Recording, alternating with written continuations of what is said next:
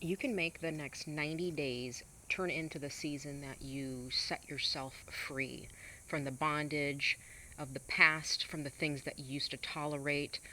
You literally can wake up one day and say, okay, that's enough of that. I'm tired of living this way. I don't want this to be wrapped up in my identity. And when you start shifting and creating a new identity that is not linked to things or lies that you believe, or linked to a job or a credit score or where you live or a relationship, so many times those things are all entangled into our identity. And when you start snipping those away, one thing at a time, releasing the things and the burdens, the things that aren't serving you, the things that you're holding on to, the things that you're carrying, and you learn to shift, and you're basically re-evaluating what you find important. You're re-evaluating where you're investing your time, because time waits for no one. It's going to pass. You're going to get older. You're going to get older. So you have to ask yourself, do I just want to get older, or do I want to get better? Do I want to get wiser? Do I want to develop certain areas in my life that I haven't taken the time to develop? Am I ready to start sharpening other areas? Because if you're just doing the same thing over and over, you become familiar. That task or that thing just becomes another habit, another familiar thing. And I recently just had a discussion with my husband about this, because we are creatures of habits naturally. But you can always go to the thing that's familiar. Read the same types of books because it's comfortable, it's familiar to you. Maybe you listen to the same types of sermons because it's familiar. And at some point you have to level up. You have to shift. Maybe start listening to something that you're like, whoa, this sounds different than what I'm used to. Good, because that's how you develop and you learn and you cultivate something new. You're also changing the things that you used to be concerned about. In a season that I'm paying off debt, I'm not concerned about my credit score. Ooh, my chin got really big in that. Sometimes these angles are so weird. But, you're not concerned about the things in that specific season that you are learning to break free from something. And really, the things that we spend our life being concerned about, driving a nice car, while we're massively in debt. Why? So we can look cool, so other people can say, oh, they must be doing right while you're living paycheck to paycheck. I mean, so many people are living that way. It's like, do you want to look a certain way? You want to look rich? You're spending your life trying to impress people that don't even care about you. You're trying to impress a world that's never going to be impressed. In fact, they really don't care, because they're too worried about their own self and impressing their own self. Like, we think people care so much. Like, I wonder what they're going to think. They don't care. I mean, nobody really cares. 90% of the world is out for themselves. They're too concerned about their own self. And they think, if I have this bag, everyone's going to like me. Oh, they're going to think I'm rich because I have this bag or because I showed up in this. I mean, I remember taking a picture of my husband like 12 years ago. He was writing in his journal, and I had to put his Mont Blanc pen in the picture. And somebody called me out on it. They're like, ooh, I see you're putting that pen. I'm like, oh, you caught that? Yeah, it's obvious you're trying to make him look, cooler by putting an expensive pen in the picture. I mean, how ridiculous is that? There's so much fakeness. Just be real. The other thing is, if you're trying to stand out on social media, stop trying to be like everybody else. Everybody wants to stand out, but yet nobody's willing to be different. So you're not going to stand out if you're just doing what everybody else is doing. You're not going to have that scroll stopper post if your post looks like everybody else's. And this is why I do so many things against the norm, or against the culture, or against what everybody else is doing, because I don't want to be like everybody else. If everybody's playing the same song and you're like, oh, I better play it because it's trendy, you're going to just blend in like everybody else. If everybody else is showing the same type of style, you're going to be like everybody else. You're not going to stand out. And if you don't stand out, you don't grow. You have to stay relevant. And what I mean by that is, it's uncomfortable because naturally people are going to mock and scoff and say things, and oh, you're doing this and I can't believe you're doing that. Yeah, get used to it. This is where you're developing living, instead of just trying to prove something to people who don't care about you and they're not even a part of your day-to-day life. you're either going to live to please the world or you're going to be true to the person that God's called you to be. And when you wake up from that and you say, okay, I'm kind of done living this way. And there are some things like, would it be difficult for me to drive a junky car after I drove $100,000 car? Yeah, it'd be really difficult. I'd be kind of like, oh, I'm embarrassed because naturally I like nice things, so it would be uncomfortable. But I would have to ask myself, is driving this car getting me closer to buying what I want cash? Absolutely. So you're sacrificing the need to prove something to anybody by rising up and saying, I don't have to prove anything to anybody. I don't have to wear certain clothes. I don't have to eat out at certain restaurants. I don't have to look a certain way because I'm not here to, become friends with the world, and I'm not here to try to prove something. I'm not here to win or one up or whatever. It doesn't matter. Honestly, a life of simplicity and living in truth and living in God's will, being in his protective will and under his wing and at his rhythm and his season, waking up every day with a healthy body and a sound mind, being willing to do all of those things, that is riches in itself. Not how big your house is, how much stuff you have, the nice car you drive. Most of the people that show this stuff on social media are just showing you their shopping habits. They're just showing you, and you don't know what they're really going through. You don't know the level of stress. You don't know how much money they're in debt. You don't know what their relationship status is like. You don't know what they're going through. Everybody's going through something. So it's better to be authentically true, be authentic, be real, be honest, than it is to just try to showcase a life that you think, oh, this is, everybody wants to see this. No, really, it just makes them feel inferior because you're only showing the clips of like, wow, look at me. And when you're living in the wow, look at me all the time, it shows that you're a little insecure because you keep needing that validation. You think by showing up being amazing all the time that you're inspiring people. And most of the time you're really not. You're just trying to validate your own success because you don't feel that good about yourself. And I hate to say that because we've all done it. But it's the truth. So inspiring people means you're sharing the journey, the vulnerable parts. You're sharing the areas that you're like, hey, this is real life. Let's walk through this together. Or maybe you already went through something and now you're helping somebody else walk through what you just walked through. That's inspiring. That's pulling people up and out of vicious cycles or destructive cycles. It's not just showing the highlight reels of your life and how amazing it is. And yes, you can show those things. Those are wonderful things to show, and they give people something to strive for, to look forward to. I'm not telling you you got to show up busted up all the time. Show up looking nice when you can, but don't make it all about that because again, all that is you trying to validate yourself, your own self. You need the likes, you need the follows, and you're so obsessed with it. And so be willing to shift what you are connected to, where you find your identity, what you're so wrapped up in, and be willing to be real. People value that so much more because in the end of the day, you don't really know who's your friend because people will be nice if they want something. You don't really know until you know who's around you when you're going through something. When you can open up to somebody and they don't judge you and they're not like, "Oh, yeah, I thought you were different than that." And I've had friends do that where you open up to them and all of a sudden they're like, "Oh, well, you're not as great as I thought you were." Yeah, I'm human. I'm going through things just like everybody else is going through things. Like, what did you think?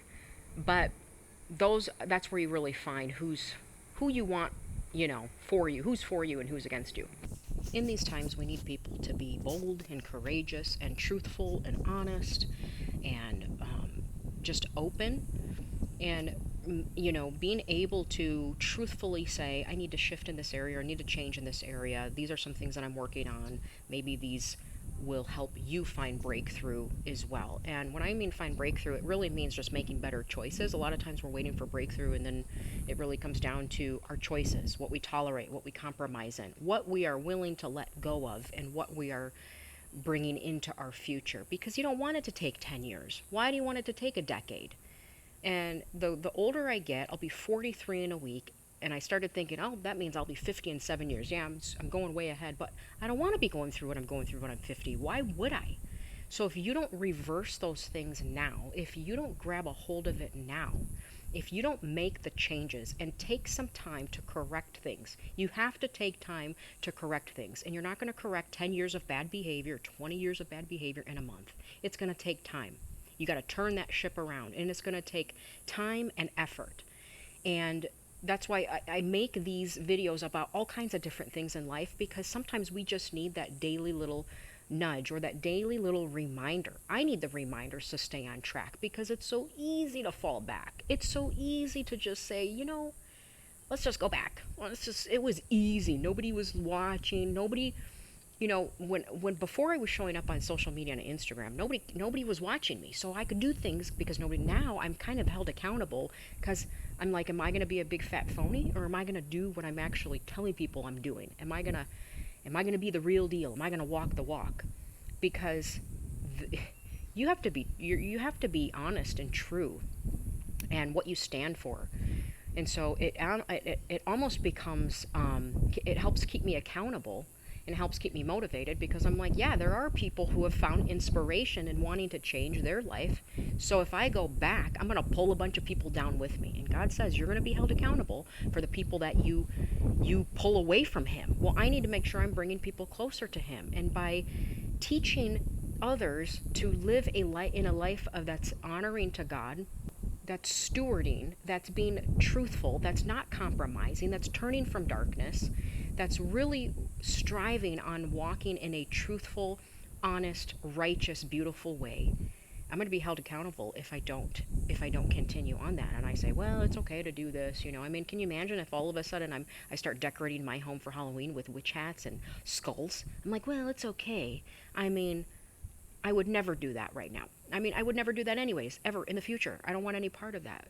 But what I'm saying is it takes courage to be able to go against the ways of the world, because there's very, very few people who are willing to stand up for what's true and what's right. And I measure my life based on Jesus. And a lot of times people say, well, Jesus was a friend of sinners. Yeah, see, there's a difference there. He went and grabbed people. Actually, they had to make a choice. He offered them an opportunity to come out of their life of sin. He didn't hang out with them there. He sat with them after they turned away from that. And he told people, come up and out of that. He didn't hang out with them. He didn't hang out with Mary at the bar and be like, oh yeah, let's talk about this. No, he said, turn from that. Come with me. So that's the difference, is if you're like, well, I'm going to go get drunk and talk to people about Jesus at the bar because Jesus was a friend of sinners, you got it all wrong. You don't become one with the world. You don't become one with darkness. You don't become one and compromise with the world and think you're helping people. You're supposed to be separate. You're supposed to stand out. You're supposed to do things different. You're supposed to look different. It's supposed to look odd, because the world is not, it's on me. The world is not going in that direction. So when you go in the opposite direction and when you're walking with Jesus, it looks a little different. It looks odd. You're going to stand out. People are going to say stuff. I mean, get used to that. But that's the beauty of it, because man, I'm on the right path. If you look like everyone else, and if you're friends with the world and you're friends with everybody and people can't tell, there's a problem in that. And I see women that they put a scripture in their bio. Oh, Proverbs 31 woman. And then I scroll down and they're playing some evil, wicked, demonic song on their video. Okay, so just because you have that in your bio, all of a sudden you think that, who are you fooling? You're not fooling anybody. And if you have to go out of your way to make sure that people know that you are a follower of Jesus, but then everything else in your life doesn't look like it, you're walking around with a G-string at a public pool, that's not appropriate. You can't be a Christian woman. You can love Jesus, but there's something wrong with that if you're still willing to compromise and you're willing to do all of these things because the world says it's acceptable. I do think there's something wrong with that. And if you are listening to the music of the world and you're like, well, it's okay because I'm a Christian. No.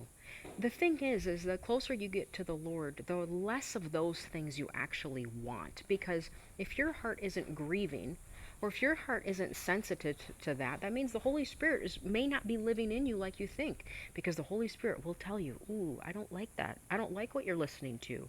And when I started working out, I was going to this gym. It was like a woman's gym, locally here. And they did some great workouts. But their music was trash to the point where I would cringe. It grieved my spirit so much every day I would walk in. And it wasn't just like old Tupac songs, which is probably not good. It was the most. I could not even believe the lyrics of this new music from these singers. And you know what I'm talking about, because all this music's demonic. I don't want to hear Beyonce. I don't want to hear this trash. Trash. And not only that, the frequency of that music is demonic. It messes with your cells and it messes with your DNA, and you're pumping that in. There's all these hidden messages. And I truly believe that when you are watching or listening to something, that's your consent and you're agreeing to it. You're saying, this is okay. I'm listening to it. And then you start singing, it's in your head. You are agreeing to it. This is why you turn it off. You walk away. I'm not going to be a part of this. And that was just a big frustration of mine where I was trying to get in a good workout. Meanwhile, this garbage is being pumped into my mind at an extremely loud level. And I could not get away from it until I stopped going there. I even told the manager, it's a great gym. I love what you guys are doing, but this is terrible. This music is degrading. It's horrific. It's disgusting. It's evil, and it's demonic. And so you got all these women here trying to better themselves while they're listening to this trash. And he didn't care. So anyways, I stopped going there because I thought, well, I'm not going to support a company who thinks this is okay. So you have to draw the line on what you're willing to. What are you walking? Are you holding hands with the world, or are you holding hands with the Lord? And that when you want to hold hands with the Lord, and you're like, I'm going to walk with Him, it requires you to let go of these things. And trust me, you're not missing out. The world's going in the wrong direction. So I've just reached a point, and this is all a process, right? I've reached a point where I thought, I am just not, even on the smallest level, I'm not going to tolerate it. As soon as I hear someone playing Taylor Swift, I unfollow immediately. You might be nice, you might be great. I can't stand it anymore. I can't stand it. So I just have to unfollow. Oh, well, you could mute their account. No, I'm just not going to support it. Because if that's okay, if you're supporting something that I'm not okay with, I can't support you. And that's really what it comes down to, is cleaning up your life and trimming the fat and letting go of the things that you thought, well, this might be important a year ago. It's not important anymore. So you're reevaluating what you find important. Do you want a high credit score, which basically just says how your relationship with debt is? And I'm not, and you should have a good credit score, but what I'm saying is that's all it is. It doesn't mean you're wealthy. In fact, it just is a indicator of how you interact with debt. That's it. So if you find your identity wrapped up in, well, I got this nice car and I got this good credit score, closet full of clothes, and I got these nice purses, and I got all these followers. Okay, your identity is 100% wrapped up in the world, because God cares nothing about any of that. He wants to know, what are you doing with the gifts? It's not a bad thing to have those things, but when your identity is wrapped up in those things, and you can't separate yourself from it, He wants to know, what are you doing with these things? What are you doing with the gifts I gave you? Are you honoring me with them? Are you glorifying me with them? Are you taking it all for yourself? Are you using it to put yourself up on a pedestal, on a platform, and then you're saying, I did this, I'm the greatest, I'm all this? Because I tell you what, He will knock that platform right out from underneath you and you will fall to the ground and crumble. You need to learn that all good things flow from Him. He gave you the gifts for a purpose in this time to serve Him. Yes, you're going to be blessed through it. There's nothing wrong with showing your blessings. I wouldn't say not show your blessings. You should, but you should always direct it to God, the one whom all good things flow. They flow out of His heart. He gave you gifts for a reason. He gave you all of these things for a bigger purpose, not just to fuel your own gluttony, buy more things, get in more debt, uh, showcase, well, me. That's not the purpose of it all. So reevaluate your life, and that's okay. Take the time you need to say, who am I really? What am I really doing? What's really important to me? And make the changes that you have to make. And He will help you. That's the thing, is the things that you think you can't live without, the desires that you think, I could never go without this, you'll be surprised. You will eventually start becoming a new person and realize, I don't even want these things anymore. They're not appealing to me anymore. And that's how you know you're starting to change. And that's a beautiful place to be. So don't give up. Keep moving. God's got you, and He's got a beautiful plan for your life. You just got to tune in, keep walking it in sync with Him, and let go of the world.